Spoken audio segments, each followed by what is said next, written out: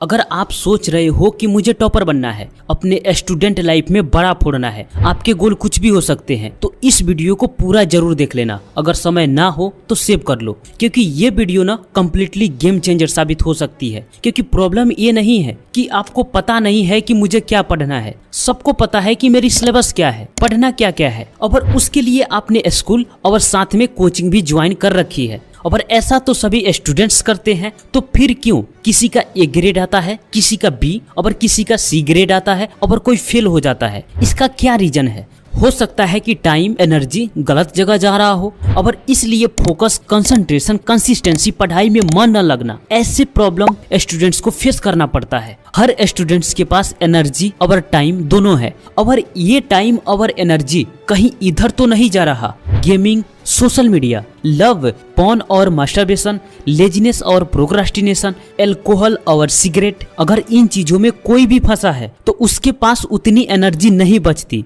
जिसे वो full potential के साथ पढ़ाई कर सके या कोई स्किल सीख सके, फ्यूचर को ब्राइट बना सके। देखो, स्टूडेंट्स को दो ही चीजें चाहिए जिनकी सबसे ज्यादा उन्हें जरूरत है। पहला कंसंट्रेशन और दूसरा मेमोरी। कंसंट्रेशन जिसे पूरी फोकस के साथ पढ़ाई कर सके, मेमोरी जिसे जो भी पढ़े वो लंबे समय तक याद रहे। और योगा के थ्रू ये दोनों चीजें आपको मिल सकती है। यहाँ ध्यान से समझने की कोशिश करो। योगा से मन शांत होता है, मन बाहरी विचारों से जल्दी विचलित नहीं होता, तो इससे एकाग्रता बढ़ती है और किसी भी चीज पर ध्यान जल्दी केंद्रित हो जाती है। और एकाग्रता सबसे शक्तिशाली ऊर्जा भी है। अगर आप अपने परफॉर्मेंस से खुश नहीं है तो इसे एक बार जरूर करके देखो, 100% परफॉर्मेंस बढ़ेगी, और तब पढ़ाई में मन लगाने के लिए किसी वीडियो की जरूरत नहीं पड़ेगी। जब मन विचलित होना बंद होने लगेगा तो मन किसी भी चीज पर एकाग्र अपने आप होने लगेगा। दूसरा, मेमोरी यानी स्मृति। देखो, जब हमारे अंदर कोई गलत आदतें होती है और उसे हम लगातार दोहराते हैं तो उससे ब्रेन डैमेज होता है, और जब ब्रेन डैमेज होता है तो मेमोरी वीक होने लगती है। और योग गलत आदतों को धीरे धीरे खत्म करती है और अच्छी आदतें बनाने में मदद करती है। एक गलत आदत दूसरे गलत आदत को जन्म देती है, और एक अच्छी आदत दूसरे अच्छी आदत को जन्म देती है। और इसलिए मैं चाहता हूं कि आपके अंदर भी अच्छी आदतें डेवलप हो। तो अब मैं आपको 4 ऐसे योगाज के बारे में बताने वाला हूं जो आपकी एकाग्रता और स्मृति को बढ़ा सकती है, साथ ही फिजिकली फिट बना सकती है और गलत आदतों को धीरे धीरे खत्म कर सकती है।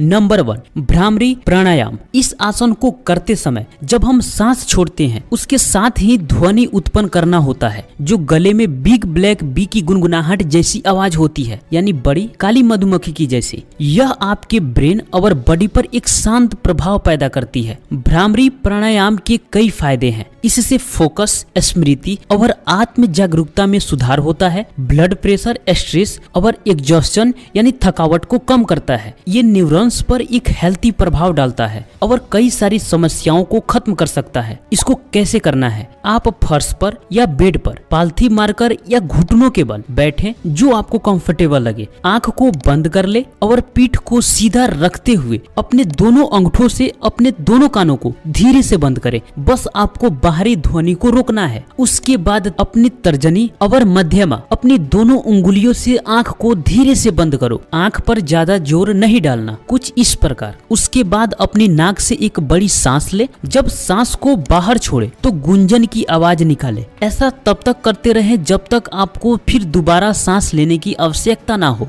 उसके बाद फिर एक गहरी सांस ले और फिर जब सांस को बाहर छोड़े तो गुंजन की आवाज निकाले। और ऐसा 2 से 4 मिनट तक दोहरा सकते हैं, आपकी मर्जी। और ये बहुत आसान भी है और सबसे इफेक्टिव भी। इसे हमेशा सुबह में और खाली पेट करें या किसी दूसरे समय आप खाने के 4 से 5 घंटे बाद कर सकते हैं। ये प्राणायाम सभी स्टूडेंट्स को करना चाहिए, क्योंकि गुनगुनाने से शरीर, मन और आत्मा पर शक्तिशाली प्रभाव पड़ता है। भ्रामरी प्राणायाम के दौरान उत्पन्न होने वाली ध्वनि गुंजन डिटॉक्सिफायर के रूप में कार्य करती है, जो दिमाग के सभी नकारात्मक विचारों को दूर कर सकती है। नंबर 2, सूर्य नमस्कार। सूर्य ऊर्जा का सबसे बड़ा स्रोत है। इसी कारण प्राचीन ऋषि मुनि सूर्य की पूजा अर्चना करते थे। सूर्य नमस्कार मतलब सूर्य को नमन करना। सूर्य नमस्कार इसलिए सबसे इम्पोर्टेंट है क्योंकि ये एक साथ 12 योग आसनों का फायदा देता है। इससे शरीर की लगभग हर पार्ट की एक्सरसाइज हो जाती है। इसका क्या फायदा है? ये शारीरिक और मानसिक मानसिक मजबूती बढ़ाता है, बॉडी पोस्चर को बेहतर करता है और बैलेंस बनाने में मदद करता है और आपको फिजिकली फिट बनाता है। इसके 12 स्टेप कुछ इस प्रकार हैं जो स्क्रीन पर आप देख सकते हो। सूर्य की ओर फेस करके इसके हर स्टेप को किया जाता है। इन 12 स्टेप्स के बाद सूर्य नमस्कार की एक चक्र कंप्लीट होता है। अपनी क्षमता के अनुसार जितनी बार चाहो दोहरा सकते हो। आप सूर्य नमस्कार की किसी वीडियो को देख करके सीख सकते हो, लिंक डिस्क्रिप्शन में भी मिल जाएगा।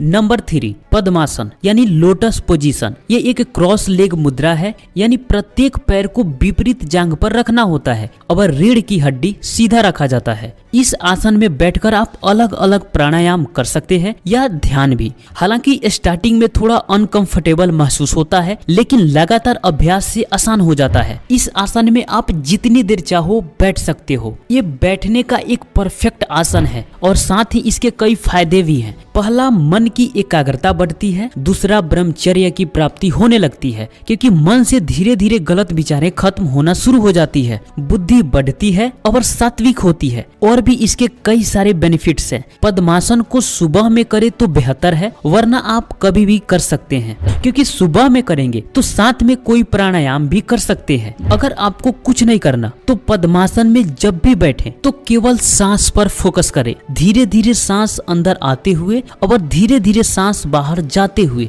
इस पर फोकस करना है। नंबर 4, सर्वांग आसन। ये आसन ब्रेन में ब्लड सर्कुलेशन बेहतर करता है। इससे ब्रेन फंक्शंस इंप्रूव होता है और ब्रेन को पर्याप्त मात्रा में ब्लड मिल जाता है, जिससे ब्रेन बेहतर तरीके से वर्क करता है। इससे स्किन भी ग्लो होने लगते हैं, क्योंकि स्किन को भी पर्याप्त मात्रा में ब्लड मिल जाता है और साथ में पूरे शरीर का ब्लड सर्कुलेशन बेहतर होता है। इससे भी ज्यादा इफेक्टिव है शीर्ष आसन। बट मैं आपको पहले शीर्ष आसन इसलिए रेकमेंड नहीं कर रहा हूँ क्योंकि स्टार्टिंग में आपका बैलेंस बिगड़ सकता है, जिससे शरीर और गर्दन में चोट भी आ सकता है। तो पहले आप नॉर्मल योगा की प्रैक्टिस करो, सर्वांग आसन करो। जब बैलेंस बन जाए और शरीर थोड़ा फ्लेक्सिबल हो जाए, फिर आप शीर्ष आसन की प्रैक्टिस कर सकते हो। सर्वांग आसन में कितने समय तक रहना होता है? स्टार्टिंग में 30 से 60 सेकेंड, इतना काफी है। इसका रूल ये है कि पेट शौच के बाद पूरी तरह फ्रेश और खाली होना चाहिए, यानी कि इसका भी समय सुबह में है। अगर आप सुबह की सिर्फ 30 से 60 सेकेंड इसे देते हो तो आप कुछ ही समय में नोटिस करोगे कि आप पहले से ज्यादा बेहतर महसूस कर रहे हो, स्किन ग्लो हो रहा है और ब्रेन की वर्किंग परफॉर्मेंस बढ़ रही है। इसे करना कैसे है? आपको फर्श या बेड पर लेटकर अपने दोनों हाथों को कुछ इस प्रकार फैलाना है। फिर अपने दोनों पैरों के साथ नितंब को ऊपर उठाते हुए अपने दोनों हाथों से पीठ को सहारा देना है, ताकि 90 डिग्री का एंगल बन जाए। स्टार्टिंग में 90 डिग्री का एंगल न बन पाए, लेकिन रेगुलर अभ्यास करने के बाद 90 डिग्री का एंगल बन जाता है। अगर 90 डिग्री का एंगल ना भी बने कोई दिक्कत नहीं, आप लगातार इसका अभ्यास करो। तो ये 4 आसन गेम चेंजर साबित हो सकती है आपके परफॉर्मेंस के लिए। और देखना कि कुछ ही समय बाद बुरी आदतों से छुटकारा मिलने लगेगा और आपके अंदर एक अलग कॉन्फिडेंस बिल्ड होगा। तो दोस्त, कैसा लगा कमेंट बॉक्स में जरूर बताना। मिलते हैं आपसे फिर अगले वीडियो में, तब तक के लिए आपका धन्यवाद।